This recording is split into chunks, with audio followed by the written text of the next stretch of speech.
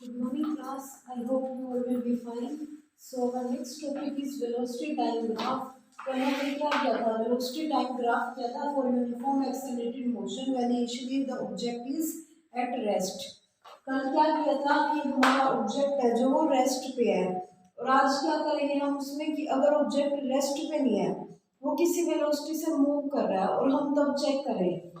जैसे देखो कोई ऑब्जेक्ट चल रहा है, हम यही पॉइंट ले लेते हैं, और उसकी 2 मीटर पर सेकंड क्या है, स्पीड है, और उसके बाद स्पीड क्या हुई है, यूनिफॉर्मली इंक्रीज हुई है। क्या किया हमने, पहले वो 2 मीटर पर सेकंड की स्पीड से चल रहा था, वहां से स्टार्ट करके फिर उसने क्या किया, यूनिफॉर्मली इंक्रीज किया है, और उसके बाद जो हमारा ग्राफ बनेगा वो कैसा बनेगा। देखो पहले क्या करेंगे, इसकी टेबल बनाएंगे। ऑब्जेक्ट इनिशियली रेस्ट पे नहीं है,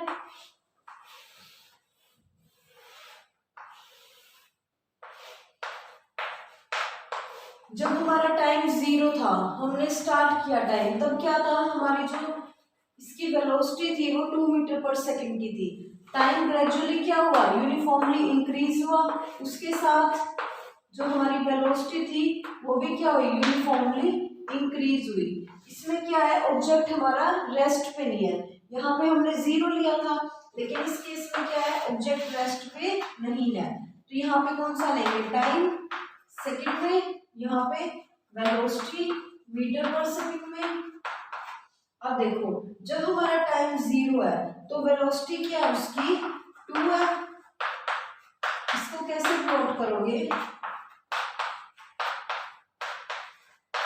जब हमारा टाइम क्या है 0 है, वेलोसिटी क्या है उसकी 2, ये हमें दिया हुआ है कि हमारी जो वेलोसिटी है वो 2 से स्टार्ट होगी, मतलब जो पहले ऑब्जेक्ट था वो 2 की वेलोसिटी से मूव कर रहा था। अब जब 1 है तो क्या है 4, 2 के साथ 6।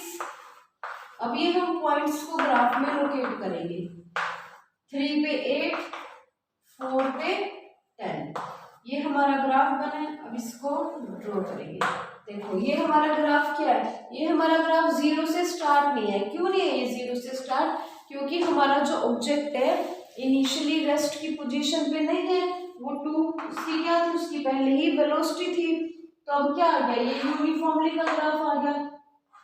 लेकिन अगर हमें इसमें स्लोप फाइंड करना है, एरिया फाइंड करना है, तो कैसे करोगे, देखो स्लोप के लिए क्या करोगे, यहाँ पे एक ट्रायंगल ड्रॉ कर लोगे। ये क्या है, जो इसका जो ग्राफ बना है उसका बेस के साथ देखते हैं, यही है हमारा बेस है, इसके पैरेलल क्या करेंगे, बेस ड्रॉ करेंगे। अब कैसे निकालोगे स्लोप, ऐसे यहाँ से, और ये हमारी क्या बनेगी, ट्रायंगल बन गई। अब इसको नेमिंग कर लो ए बी सी, और ये पॉइंट है हमारा डी। देखो स्लोप कैसे निकलेगा, टेंजेंट थीटा, और टेंजेंट थीटा क्या होता है, परपेंडिकुलर बाय में बेस। अब इन triangle A B C, perpendicular क्या है हमारा बी सी, और बेस क्या है हमारा ए बी। देखो ए बी सी ट्रायंगल में परपेंडिकुलर क्या है, ये वाला परपेंडिकुलर है, और बेस क्या है ए बी। तो इसका देखो बी सी कैसे निकालोगे, हमने क्या किया हुआ है, जो हमारा ये हाईएस्ट पॉइंट होता है, और जो जो इसके बिल्कुल ट्रायंगल के यहाँ बेस के साथ है, माइनस करते हैं, 10 माइनस 2। अब बी सी कैसे निकालोगे, बी सी तो हम निकाल चुके 10 माइनस 2। ए बी कैसे निकालोगे, टाइम वाली एक्सिस के साथ, यहाँ पे 4 माइनस 0, ऐसे ही करोगे। यहाँ पे क्या है 4 है, यहाँ पे 0। क्लियर है कैसे आया है, 4 माइनस 0, 10 माइनस 2 8 डिवाइडेड बाय 4, क्या आ गया 2। अब यूनिट चेक करते हैं, बीसी की यूनिट क्या है, मीटर पर सेकंड। बी क्या है यूनिट इसकी, इसके पैरेलल है, तो ये क्या होगी मीटर पर सेकंड, और टाइम की सेकंड क्या आ गई, मीटर पर सेकंड स्क्वायर। ये हमारा क्या है एक्सेलरेशन। हमने क्या किया, जो हमारा स्लोप था किसके इक्वल आया है, एक्सेलरेशन के इक्वल आया है। अब हम इसमें अगर हमें एरिया फाइंड करना है, एरिया कैसे फाइंड करते हैं, जो हमने ग्राफ प्लॉट किया है उसके नीचे का सारा एरिया, वही होता है एरिया। और एरिया वीटी ग्राफ में किसके इक्वल होता है, डिस्प्लेसमेंट के। तो देखो अगर हमें फाइंड करना है एरिया ऑफ, किसका एरिया फाइंड करना है, ओ A C D, O A C D, ये सारा एरिया हमें क्या करना है, फाइंड करना है। अब अगर इस एरिया को हमें फाइंड करना है, इसके दो मेथड है, या तो क्या करो एरिया ऑफ ट्रेपेजियम, ट्रेपेजियम क्या होता है, दो साइड पैरेलल है, ये वाली इसकी पैरेलल है, ये स्मॉल साइड इसके पैरेलल है, और ये दो नॉन इक्वल साइड्स हैं। या तो ऐसे करो या क्या करो, अगर हम इस ट्रायंगल में इस रेक्टेंगल का एरिया ऐड कर दे, कंप्लीट एरिया आ जाएगा।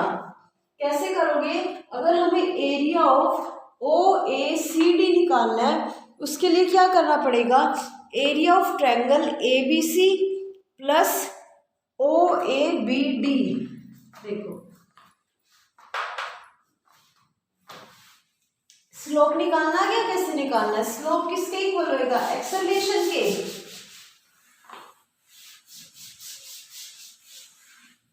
स्लोप हमें निकालना आ गया, अब हमें क्या निकालना है, एरिया निकालना है इसका। कैसे निकालोगे, area of triangle A B C plus rectangle O A B D, यही होएगा।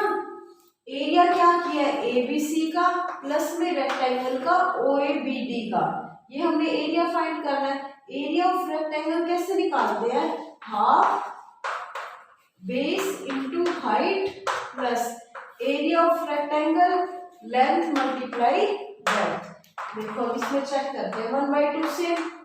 Area of triangle A B C में बेस क्या है, ए बी, हाइट क्या है बी सी, प्लस इस रेक्टेंगल में लेंथ क्या है, ये वाली, ब्रेड्थ ये वाली, लेंथ देखो क्या है ओडी मल्टीप्लाई में ब्रेड्थ बी डी।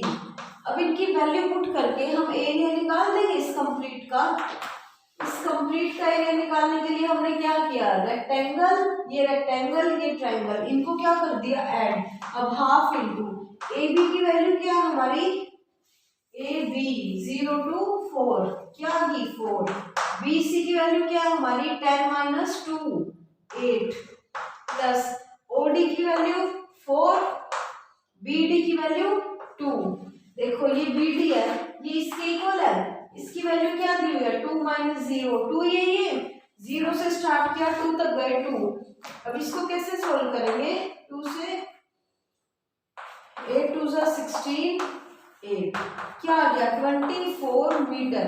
अब ये मीटर कैसे आया, इन सब की यूनिट्स लिखो क्या क्या आएगी, कैसे लिखोगे, जो हमारा बेस दिया हुआ है ए बी उसकी यूनिट क्या होगी सेकंड, बी सी की यूनिट क्या होगी मीटर पर सेकंड, सेकंड से सेकंड कैंसल क्या आ गया मीटर आ गया। अब एरिया ऑफ रेक्टेंगल में करो ऐसे ही, ओडी की यूनिट क्या होगी मीटर सेकंड और बीडी की मीटर पर सेकंड, सेकंड से सेकंड कैंसिल क्या आ गया मीटर, यहाँ पे भी मीटर आ रहा है और यहाँ पे भी मीटर आ रहा है, तो 16 मीटर प्लस 8 मीटर क्या आ गया 24 मीटर। ये था हमारा velocity time graph for uniformly accelerated motion when initially the object is not at rest. देखो हमने इसमें क्या किया, हमारा एक ऑब्जेक्ट है जो पहले ही मूव कर रहा था कोई वेलोसिटी से, जब हमने उसको चेक किया, जब हमने टाइम को क्या लिया स्टार्ट किया तो उसकी कितनी वेलोसिटी थी 2 मीटर पर सेकंड की। अब हमने नेक्स्ट 1 सेकंड में किया, उसकी वेलोसिटी होगी 4 की, फिर 6 की, मतलब क्या हुआ दो दो इंक्रीज कर रही है और टाइम क्या है चलता जा रहा है। अब हमने देखा पहले तो वो इनिशियली रेस्ट पे नहीं था, लेकिन क्या है यूनिफॉर्मली एक्सेलरेटेड है, यूनिफॉर्मली मूव कर रहा है, तो हमने इसको ग्राफ में प्लॉट किया। क्या देखो 0 पे हमने चेक किया उसकी वेलोसिटी थी 2 मीटर पर सेकंड की, तो हमने 0 पे क्या कर दिया 2 मीटर पर सेकंड प्लॉट कर दिया। उसके बाद 1 पे 4, 2 पे 6, 3 पे 8 जब प्लॉट किया तो उसका ग्राफ ऐसा सेम स्ट्रेट लाइन है, बट वो पहले वाला क्या था रेस्ट से स्टार्ट हो रहा था, ये हमारा रेस्ट से स्टार्ट नहीं हो रहा है। तो अब हमने इसका क्या निकाला पहले स्लोप, स्लोप क्या होता है, टेंजेंट थीटा। स्लोप क्या है, यही वाला होएगा।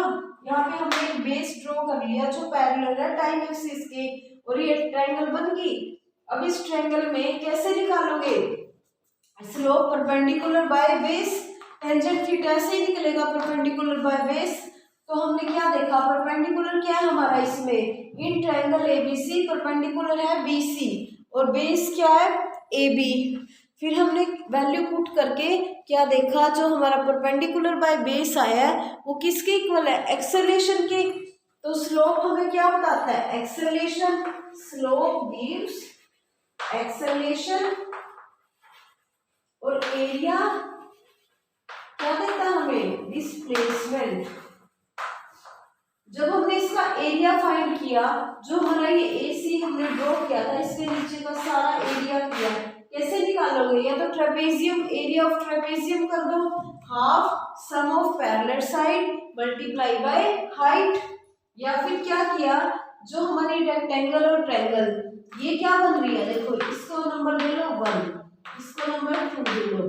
एरिया ऑफ फर्स्ट ट्रायंगल क्या है, ये हमारी ट्रायंगल है, और रेक्टेंगल क्या है OABD, हमने इनको ऐड कर दिया। ऐड करने के बाद जब हमने इनकी यूनिट्स लिखी तो आंसर किस में आया, मीटर में। तो क्या पता चला कि जो हमारा एरिया है वो हमें क्या देगा, डिस्प्लेसमेंट देगा। ये था हमारा वेलोसिटी टाइम ग्राफ, जो हमारे यूनिफॉर्म मोशन के है वो ग्राफ खत्म हो गए। अब हमारा एक लास्ट टॉपिक है नॉन यूनिफॉर्म मोशन। देखो हमने डिस्टेंस टाइम ग्राफ में क्या किया था, नॉन यूनिफॉर्म के ग्राफ किए थे ना, वो कैसे बन सकते हैं, कर्व शेप में। यहाँ पे भी नॉन यूनिफॉर्म के केस में क्या होएगा, कर्व शेप के कोई भी बन सकते हैं। देखो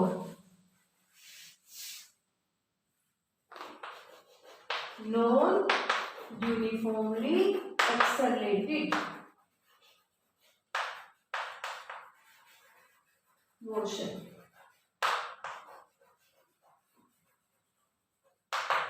जब हमने वेलोसिटी टाइम ग्राफ किए नॉन यूनिफॉर्म के, तो हमारी बुक में पेज नंबर है 30 पेज नंबर पे हमें बताया हुआ है। एक बार बुक में से रीड कर लेना, जो हमने यूनिफॉर्म का किया और जो उससे पहले स्पीड का किया, कांस्टेंट स्पीड का।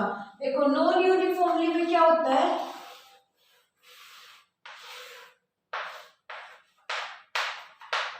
मान लो टाइम स्टार्ट कर दिया, पहले सेकंड में इतने की स्पीड थी, अगले सेकंड में देखा 5 की थी, अगले सेकंड में देखा 7 की थी, अगले सेकंड में देखा 10 की स्पीड थी। ये यूनिफॉर्मली तो डिवाइड नहीं हो रही है ना, जो हमारा वेलोसिटी है वो टाइम के साथ इक्वली इंटरवल्स नहीं बना रहा। तो इसमें कैसे बनेगा हमारा नॉन यूनिफॉर्म का ग्राफ, टाइम वेलोसिटी। देखो ये हमने बहुत बार कर चुके हैं नॉन यूनिफॉर्म का। कैसे बनेगा, 1 पे 2, 2 पे 5, 3 पे 7, 4 पे 10। ये हमारा स्ट्रेट लाइन ग्राफ नहीं आ रहा, कर्व की फॉर्म में आ रहा है। तो हमारा नॉन यूनिफॉर्म का देखो, ये तो हमारी वेलोसिटी क्या हुई है, इंक्रीज की है। अगर वेलोसिटी डिक्रीजिंग है, डिक्रीजिंग कैसे है, ये वेलोसिटी है, ये टाइम है। मान लो पहले 2 की स्पीड से था, उसके बाद क्या हो गया 7 की स्पीड होगी, उसके बाद डिक्रीज करके 5 की स्पीड होगी, फिर 3 की स्पीड होगी। मतलब क्या किया, इसमें स्पीड हमारी डिक्रीज की है।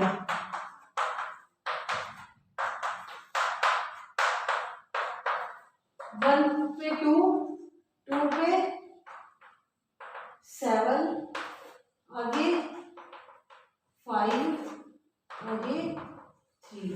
देखो ये ग्राफ हमारा कैसे बनेगा, डिक्रीजिंग है तो कर्व की फॉर्म में, लेकिन क्या है डिक्रीजिंग ग्राफ है, डिक्रीज करना है ना एक पॉइंट के बाद। तो हमारा जो नॉन यूनिफॉर्म का है वो ऐसे भी आ सकता है, या नॉन यूनिफॉर्म का क्या है, पहले इंक्रीज करके फिर डिक्रीज भी कर सकते हैं।